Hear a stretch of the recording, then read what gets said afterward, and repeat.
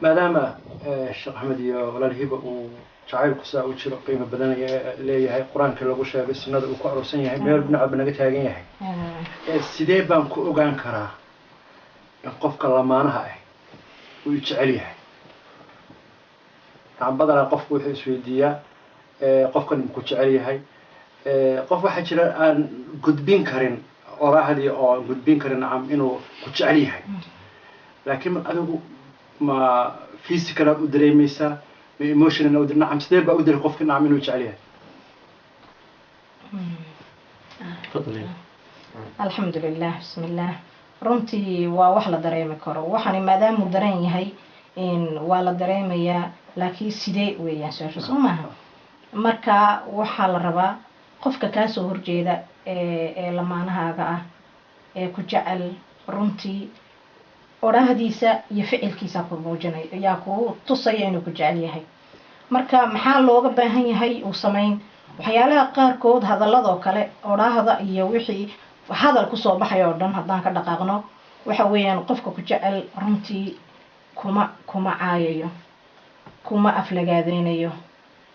kuma criticize gareynayo oo hoos kuma dhigayo ma fahantay maxay hayday hadalka kuguma dhibayo oo uu kuu dabcin oo waxaa hadal kelmadihiisa kelmada naxariis loo fara badan ayaa kasoo baxaya afkiisa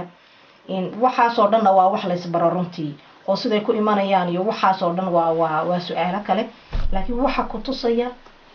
hadalka afkiisa kasoo baxaya qowlka hadalkii afkiisa kasoo baxay alkalimatu dayiba sadaqa rasuulku yidhi maadaama kelmad kastoo wanaagsan sadaqa kuu tahay qofku hadduu ku jecel yahayna hadal fiican ba horta ku dhihi ma garatay afcaashiisana way kuu muujinaysaayo waxaa ku tusaya oo ku dareensiinaya inuu ku jecel yahay adigoo ka filanayn buu kaa farxin hadiyad wuxuu kuu keenay sabab la-aan ah ma garatay oo sabab uun la raadsan maayo maya waxa weeyaan uu ku caawini waxa weeyaan waxaad u baahan tahay buu ku weydiin wuxuu xisaabta ku darsani hamigaaga eeg أنا بدن كوحن كهلا وحيالها أين صومالي حسابته قدرسن يا ما هون إنا دي جأشها إنا أم بحجك يجيسيد أم بلبس هذا ذهب يسيسيد نو وحس كليا ما أما قولي يردستيدو دم حا جدي كم مقر حشكينا جاي قولي نودي سام حاكم مقر ما هو ولا وح كومو جينا يقف كانوا كجعليه هرت نفتيسو كسين نفتيسو كوهبين أذيجي قف كان جعل هدان الله أو ندب سارين ده جعل كلا قال يمحيه مركا مقناشها فرها بدن لجعل فوديلا إن مشغول كفرها بدن له شقada إن workaholic dadka la yiraahdo shaqada habeen dharaar jooga wuu dilaa jacaylka walaalka jacaylka uu dilaa marka waxa looga baahan yahay qofkii labada qofba anigu kama hadlayo midna labadoodaba waxa looga baahan yahay in hadalkoogana ay ku muujiyaan ficilkoogana ay ku muujiyaan marka waxaan marayay in uu qofku hamigaaga oo xisaabta ku darsado waxa aad jeceshay markaad guursanaysay waxbaad ku riyoonaysay waxbaad rabtay inaad gaadhid meel noloshaadu ay taagan tahay meel ka sarreysa inaad gaadhid lianna labaad noqoteen labana wax badan baa lagu qaban karaa markaas in uu maad rabtay riyadaada iyo hamigaaga iyo mustaqbalkaaga iyo horumarkaaga inuu qofkani ka walwalayo uu ku mashquulsan yahay uu garabkoogu siinayo waxay ku tusaysaa inuu ku jecel yahay runtii dadka badankoodu waxa la yiraahdaa way qarsadaan jacaylka oo ma muujin karaan laakiin aniga ma aaminsanitaa hadduu hadal ahaan eeg hadal ahaan baa lagu leeyahay baa ka baqaylin ha ka baqaylin qofka iska daa qof dhanoo kula nool ilmaha yareed dhashay u sheeg baa lagu leeyahay adigoo og inaad jeceshahay u sheeg ku celceli hooyo waan ku jecelahay aad baan ku jecelahay subax walba maalin walba dhe lianna meel bay buuxinaysaa hadalkan meel buu buuxinayaa marka qofkii weynaa ee kula noolaana ee reerkooga kaaga soo baxay ee noloshiisa iyo mustaqbalkiisa oo dhan gacanta kaaga riday waxa la rabaa inaad ugu celcelisid oonad kala baqaylin inaad u muujisid oo qaabab kala duwan hatta sheekh axmed waxa la gaarayaa ma taqaanaa inaad ku ilbaxdidba muujinta aad jacaylkaaga muujinaysid inuu art ka noqdo oo fan uu ka noqdo raadisid maalinba wixii aad shalay samaysay wax ka duwan you see marka runtii waxyaalo fara badan baa la sameyn karaa oo ku muujinaya qofkan inuu ku jecel yahay marka intaasan kusoo koobsana waxaan ku darsan lahaa aniga waxyaabaha qofka يعني waa laba su-aalood sideen u dareensiin karaa sideense u dareemi karaa inuu i jecel yahay dabcan iyo arrimo aada u qiimo badan bay kasoo dhawaajisay arrintaas waxaan isleeyahay wax badan waxa hortaagan dhaqanka oo carqalad ku ah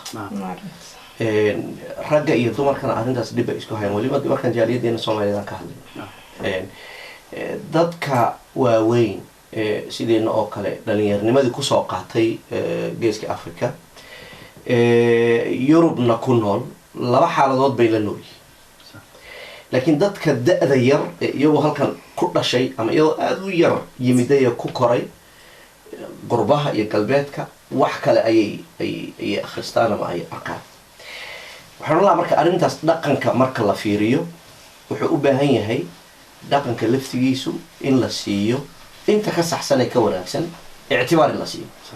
yani consideration laakiin inta aanan fiicnayn in la isaga tago مثلا waxaa ka mid ah in aanan loo cabirin kalgacaylka aad u qabto xaaskaaga iyo ilmahaaga dhaqankeena kuma jirto inta badan lama cabiro xataa hadday ku jirto lama cabiro lama sheego tusaale yani exactly dhinaca waxaan ka yara sawaabinaa carabta oo kale laakiin nebiga nin baa u yimid caraabiya wuxuu arkay nebiga oo xasan iyo xuseen dhukanay uu la yaabay oo miyaad dhukantiin carruurtiina ku yiri anugu 10 baan leeyahay weligood midkoodna ma dhukan maxaa kuu sameeyay haddii qalbigaaga raxmadii laga siiyo allahu musta'aan maxaa kuu sameyn karaa shumintu waa maxay waa kalgacayl waa dareensiin inaad qofkan qiimeynaysid oo jecesha okay ilmaha laga hadlay qofkii ilmahan dhalayana ka hor yacna in aad qiimeyn weydo xaaskaaga oo aad shumin weydo oo aad hadal naxariis loo macaan aad ku odhan weydo waa jafaafnimo ragga Soomaaliyeed waxaan ku leeyahay jafaafnimada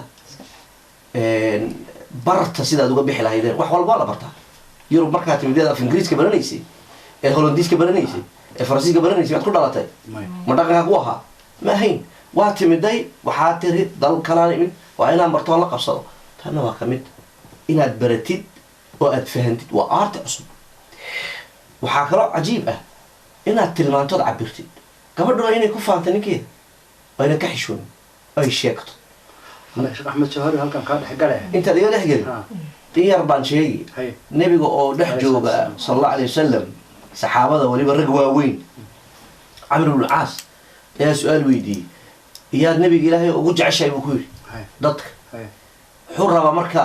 isaguna qayb uu ka yahay rag waaweyn oo in la sheego rabaa buurta صح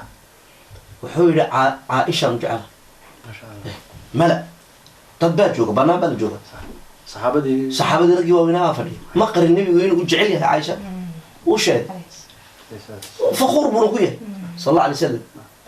markaasuu yiri maya inma a'ni min ar-rijal وسؤال ويدي رأي قاركود حول أبوها أبي أبو بكر صح فيري سؤال ويدي تمام كبر قرح بدل ما لوسيها أبي نجاش سؤال مهم والله كبر لصوق كوريي أو لصوق لسي أو لصوق قرحيي بلغو مهري لوسي أو لغو آمن أو لغو يردق ها مركا dadka qaarkood waa laga yaabaa in ay meeshaas doodaan ay yiraahdaan de Abu Bakar sheekho saaxiibnimo hore jirtay waa sax ma diidin laakiin haddana waxa meeshan kala soo baxayna in xididka in la xiriiriyo oo ma aha kaliya marka gabadho wiilkana waa saas ha gabadho inay jeclaato wiilka aabihii iyo hooyadii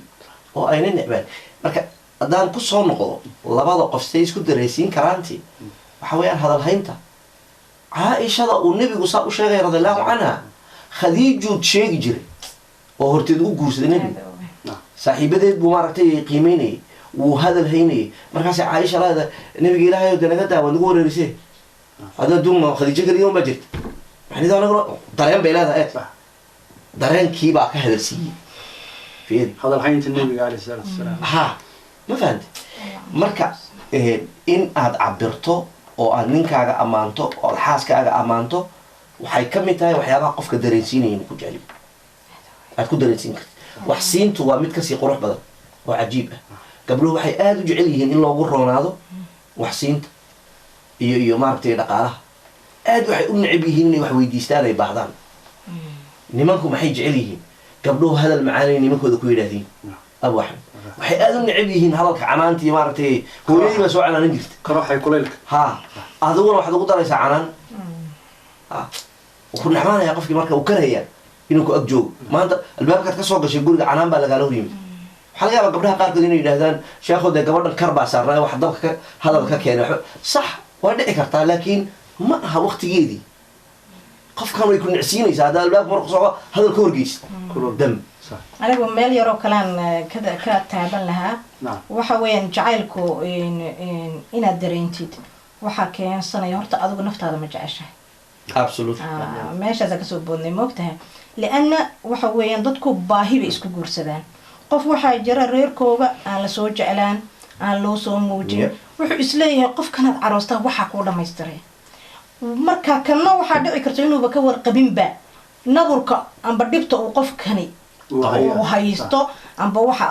nafsiyan wuxuu dareemayo marka inuu siduu rabay ka waayaa dhici karta eeg waa meesha communicationka uu kasoo galay inaad u sheegatid qofka waxa aad ka rabtid waa muhiim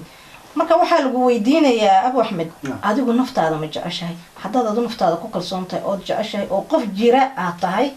qofkan waad shuraakoodeen waad isku timaadeen eeg ya 50-50 baad tihiin waad isku timaadeen laakiin adigu weel maran oo meesha yimiday oo in la buuxiyo u baahan ma noqonays ma tihid sidaas naftaada ha culaabad ku tahay reerkii lamaaniyo culaabad ku tahay maadaama waxba lama dhiman meesha waa sidaas waad isku baahan tihiin laakiin kolka hore adigu qof jira oo naftiisa qiimeynaya oo naftiisa ixtiraamaya oo naftiisa miisaan ay u leedahay jiritaankiisu ay dhab ka tahay yaa la rabaa akhiyo marka qofku sidaas uu yahay oo qof buuxa uu yahay qofkan xataa hadduu wuxuu rabay uu ka waayo uma burburayo eeg baaba kuma dhacayo lianna noloshu guurka keliya maaha noloshu way ka ballaaran tahay guurka keliya maadaamay ka ballaaran tahay wixii kaloo dhan baa qofka usoo haraya marka waxaa la rabaa inuu qofku naftiisa iska bilaabo isagu isjeclaado isagu isqiimeeyo isagu is-ixtiraamo intaabuu ka helayaa waxaa lagu leeyahay waxaad adigu naftaada dareemaysid dadka kalena way dareemayaan haddii aad tahay qof shiki badan oo ood qarsanaysid ummaddu way dareemi qof walwalaya haddaad tahay ummaddu way dareemi adooba hadalba waa lagaa dareemaya marka haddii aad isku kalsoon tahay oo naftaadu aad ku qanacsan tahay jiritaankaagana waa sidaas waana meesha aan ka nidhaahno runtii yacna gabdha kursiinta ilmaha in loo cabiro markii guriga kula joogo inaad jeceshahay ilmahaaga in loo cabiro wuu u baahan yahay gaar ahaan gabdhaha waxaad dhici karta hadhowto aad gabadhaada inta maaragtay aad dhukanto nebigo calayhi salaam isagaa inoo tusaale waxaa lagu soo celcelinaya wax kale ma tusaalaha rasmiga inaan ku dayana la rabo waa nabigeena calayhi salaam may fahan caaisha isagoo rag waaweyn la jooga caaisha ayaan dhihin waxaa ka wadaa faadumo isagoo rag waaweyn dhex fadhiya oo odayadii ma aragtay qurayshadii waaweyneed bay faaduma imaanaysaa musaara kacaya nabi sal lla slam waa qiimaynaya markaasuu madaxa ka dhukanaya aaba maxaad u baahnay kalgacayl buu tusayaa inuu jecel yahay ma dhici karta gabadhaa inuu nin kastiba uu iska yidhaahdo waan ku jecelahaa baay ay run mooda iska raacdo gabdho badan maxay ku dagmaan hadalka macaan ee ay hore usoo waayeen sida hadda hiba sheegaysa qof bay khiyaali buu leeyahay hadda sheekada waxay hore u aragtay ma waana waxay raadinayso marka in la cabiro oo maaragtay qofka loo sheego lagu yidhaahdo waan ku jecelahay nolosheeda meel qiimo weyn baad kaga jirtaa in lagu yidhaahdo qofka waxay siisaa hamigiisay kicisaa way dhiiri gelisaa waxayna gelisaa kalgacayl